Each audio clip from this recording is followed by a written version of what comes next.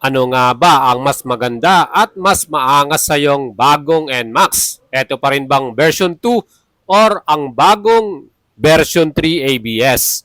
Mga idols, ito po ay ang ating pinaka-comparison at tingnan natin lahat ng kanilang price, specs, and features. Gusto mo ba maglabas ng bagong Yamaha motorcycle? Tara dito sa United Excelsior Burgos Yamaha. Dito po yan sa Guanzon at silipin natin yung kanilang bagong model na Yamaha NMAX at meron din silang available din dito ang version 2. Kaya i-compare natin yan today. Tara mga idol, samahan ninyo ako. Let's go! So tara mga idol at silipin natin yung kanilang shop dito sa Guanzon, Burgos Street, Dagupan City. Nice. Nandito naman po tayo ngayon para mag-check ng kanilang mga units at available dito mga idol. Ano? So yun, nandito yung mga poging idol natin. No? Shoutout sa kanila.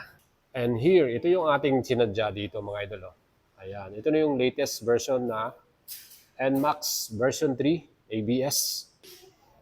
So ito na mga idols yung bago nating Yamaha NMAX version 3. At ito naman sa tabi natin ang Yamaha NMAX version 2. Ngayon mga idols, pagdating sa kanilang presyo, yun muna yung ating titignan. Ano? Ito po ang NMAX version 2 na meron siyang Yamaha Connect. So ang presyo po nito, 153,900 pesos. At ito naman ang ating Yamaha version 3 ABS. Meron din itong Y-Connect. Ang presyo naman nito, 155,900 pesos. Ngayon mga idols, pag bibili nyo ng cash to, meron silang difference na 2,000 pesos para sa ating price difference pa lang. So 153,900, 155,900. Ngayon naman, pag cash payment naman, etong ating version 2, dahil ito po ay old model na, free na or included na ron 3 years LTO. So free na po ang 3 years LTO dito. Ang babayaran nyo lang dito sa cash pay is 153,900. Dito naman kay version 3, dahil ito po ay brand new model, ang babayaran naman na dito ay 157,900 plus 2,000 sa ating 3 years registration. Ano? Iyan po yung difference nila mga idol. So mas makakamura ka dito, 153,900 in cash, 157,900 naman dito in cash. Ngayon, pag-usapan naman natin yung installment. Dito po sa dalawang model na to, same lang sila ng kanilang minimum down payment. 26,800, included na ang 3 years LTO registration doon. So mga idol, magkano naman ang 3 years? 7,000 plus. Range lang po yan. Pwede pong magbago, depende sa inyong ida-down dito. No? Ngayon mga idol, samahan naman nyo ako, tignan natin yung pagkaka-difference sila. Unang-una na yung mukha nito. Ayan. Kita nyo yung pinaka-front headlight design. Ayan. Ito, isang buong na ganito. No? Ito naman, meron na siyang korte. Ayan, para siyang advantage nito. Para naman silang LED. Ito naman, meron ng projector light or projector lamp. So, mas maliwanag ang ating pinaka-video dito.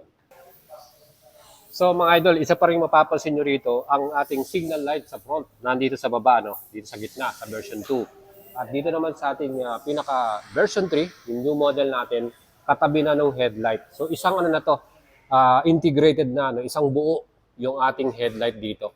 So dito naman sa kabila, hiwalay. So halimbawa, nabasag tong isa, hindi masasama ito. So dito lamang, isang buo na siya. Pag nabasag tong sa signal light natin, kasama rin si headlight. So yun po yung difference nila. And mga idol, pagdating naman sa ating front fender, mapapansin nyo rin sa ating bagong model, mas mahaba na hanggang dun sa may pinakadulo ng ating telescopic torch, yung cover niya dito. Compare dito sa ating version 2 na hanggang kalahati lang, ito lang siya. Ayan mga idol. And titingnan natin yung kanyang mags, same pa rin yung style nila, yung design kumbaga. Yung pinaka-design, parehong-pareho, walang nagbago. Ang kaibahan lang, itong ating version 2 ABS, gold or bronze color yata to. Ito naman, alloy cast black color. Diba? Ayan po. Sa size naman ng gulong, pareho pa din. 110/70 by 13. Tubeless, same na brand, IRC. Ayan, IRC din dito. So walang nagbago sa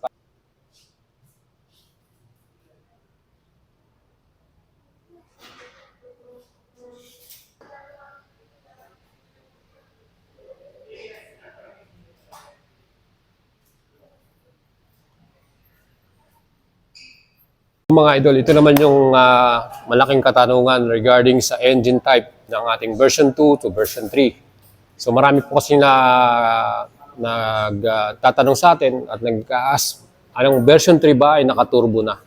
Hindi po mga idol. So ito pong makina natin sa version 2, 155cc single cylinder liquid cool 4 valves and equipped ng variable valve actuation or VVA plus CVT transmission ay pareho din ng engine ng ating version 3. So yan po mga idol, sa confirm po yan. Wala pong pag pinagkaiba sa kanilang engine type. And sa performance naman, 15.2 max power ang kanyang HP at 14.2 Newton meters naman ang ating pinaka-torque para dito. So malaking katanungan din sa atin, lagi nagsasabi kung mayroon daw bang traction control. Mga idols, ang ating NMAX ABS version 2 at version 3 ay pareho lang din ng safety features, meaning meron tong equipped na dual channel ABS, same din sa ating version 3, at equipped din ito ng traction control system. So pareho silang may TCS na pwede mo ring i-switch off pagka gusto nyo mag-ride na mas malakas yung puwersa nyo. Siyempre kung gusto mong ma-reach yung gusto mong top speed, and automatic yan, standard, mag-switch on ulit yan once na pinatay mo yung engine mo. So yan po mga idols, confirm, meron tayong TCS, both model. At mga idols, may pagkakaiba din yung kanilang windshield design.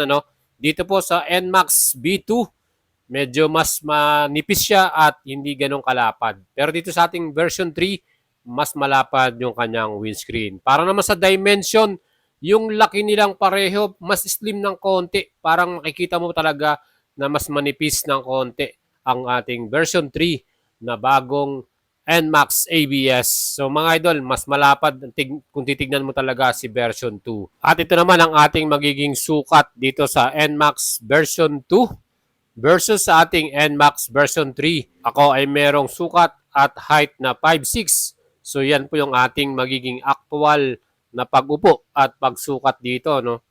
Again, tayo po ay almost flat-footed. Pero yung ating naging pagsakay, talagang may mapapilit mo talagang medyo malapad ng konti yung upuan ng version 2 versus sa ating version 3 na medyo slim yung upuan niya.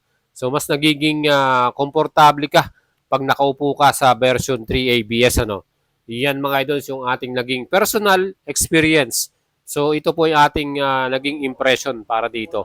Ang nagkakagandahan din dito yung pinaka-likuran, yung pinaka-grab bar natin. Sa version 2 talagang makapal at talagang malapad yung kanyang pinakahawakan doon. Kung kukumpara mo sa version 3 na talagang mas manipis yung kanyang pinakahawakan. Pero doon lang, mas komportable yung kamay ng ating passenger. Feeling ko mas magiging okay sa kanyang humawak dyan sa grab bar kasi mas malapad dito sa ating version 2. Well, para naman sa ating pinakagitna or yung ating display sa ating handlebar, yung kanyang difference din. Pagdating sa version 2, yung kanyang pinaka-metallic color dyan na metal dyan, yan po lamang yung meron sa may bandang ibabaw ng handlebar and then hanggang dun sa may keyless system lang. Pero pag yan po ay ating titingnan sa ating bagong NMAX version 3, ayan yung pinaka-metallic color na hanggang baba na. So yan po yung pinaka-difference nila. Hanggang dun na sa may pinaka-fuel cap cover. So yan mga idol. So para sa akin, mas magandang tingnan tong version 3 na design, mga idol. Saka mas elegante, mas premium. So para naman sa ating model na to, pareho din silang naka-keyless system. Wala namang pinagkaiba yung kanilang pinaka-keyless at remote. Parehong-pareho lang mga idols from the version 2 at version 3. Same lang sila dito. And sa atin namang handlebar, sa version 2, makikita nyo yung menu niya nandito sa may pinaka-harapan. Nandyan po nakalagay yung menu. Sa atin namang version 3, ang pinaka-menu ay nasa may pinakatabi na mismo ng high and low beam at ng mga signal indicator switch. So yan po yung pagkaka-difference nila. Yung menu ay nandun na sa harapan. Ayan mga idols. So makikita nyo kagad yan pagdating sa ating new model na version 3. So yan po yung mga binago nila at inayos. Siyempre, equipped din pareho to ng stop and start system. So pag naka-enable yan, mas matipid sa gas consumption. At equipped din ito ng hazard light pareho. So meron tayong hazard light. Pagdating sa emergency, magagamit natin yan. So yan po yung ating handlebar. Well, para naman sa ating bulsa sa left side, andyan pa rin yung ating open na compartment kung saan pagdating sa loob. Sa version 2, naka-socket charger yan. Ano? So, kailangan nyo pang bumili ng adapter dyan para lang magamit at makapag-charge tayo ng ating smartphone. Para naman sa ating version 3, yan naman po ay naka Type-C na. So, mas convenient sa atin. Hindi na kailangan bumili pa ng adapter dahil meron na siyang ready na Type-C. Ano? At yung ating compartment sa right side naman na merong cover. Ayan. Pareho lang din sila ng laki. Ano? Tingin ko hindi sila nagbago. At ang nabago lang dyan yung mismong design para sa version 3. Ano? Yung pinaka parang takip niya, yung cover niya. Ayan mga idols. So yan po, meron tayong bulsa na tawag natin dyan.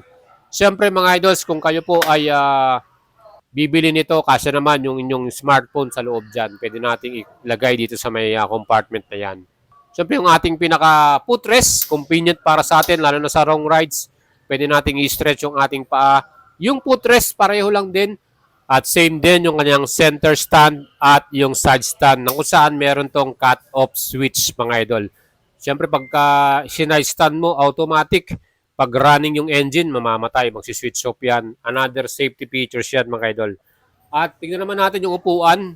Sabi ko nga sa inyo, mas malapad na konti yung upuan ng NMAX version 2. At pagdating sa foam na ginamit, no, yung kapal ng foam, makapal talaga tong version 2 natin pagdating dun sa may pinaka-rider side, no. Makikita nyo kaagad dyan. At dito naman sa ating version 3, ayan, makapal din naman yung foam niya. Pero naging iba na yung kanilang seat cover na ginamit, ano. Tingin ko mas makapit yung version 2 para sa akin. At i-check naman natin yung pinaka-compartment natin, mga idol. Dito sa version 3, makikita mo yung parang carbon styling sa gilid, ano. Parang nag-add ng premium looks yan.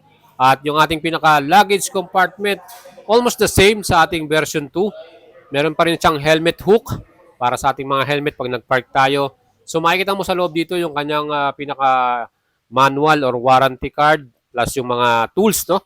At siyempre, same din sa ating version 2. Para naman sa ating helmet check, yan, half-piece helmet, sinubukan natin.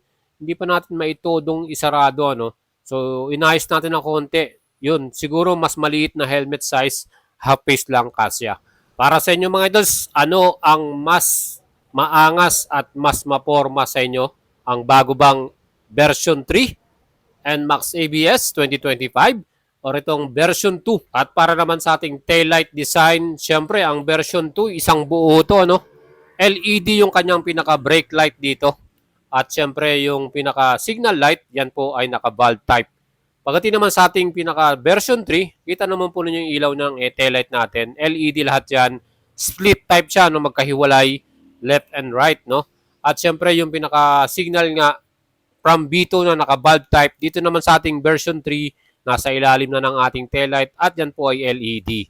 So yan po yung pagkakaiba nila. Improvement yan. Nag-improve yung kanyang pinaka-signal light. All LED na po ang ilaw ng version 3. At meron pa rin tayong mga reflectorized dito saka yung ating plate lamp, no? Ayan mga idols, para sa ating version 2 at version 3, pareho lang sila ng style. Overall mga idols, anong masasabi ninyo? Siyempre yung ating presyo, ang bagong version 3 talagang tumaas ang presyo, 155,900. Kung bibili nyo ng cash sa Guanzon, add lang kayo ng 3 years LTO registration na worth 2,000, ano? At para naman po sa ating version 2, meron sila ngayong promo dito. So, free na yung LTO registration. At kung gusto mong ilabas yung version 2, meron pa rin silang mga unit na available. Yan po yung may Y-Connect, 153,900 pesos. At syempre, para naman sa mga NMAX ABS Standard version 3, yan po ay marami ng unit dito sa Pangasinan. Available yan. Sa Metro Manila, meron na rin. So, walang problema. Madali kayo makakita ng mga ABS version. Pero sa TechMax po, ang ating update dyan talagang kakaunti lang po talaga. Halos napakahaba po ng pila para sa ating TechMax. So, tiyaga-tiyaga lang po muna sa mga idols natin na gustong makabili. And syempre, ride safe po sa inyo at ingat.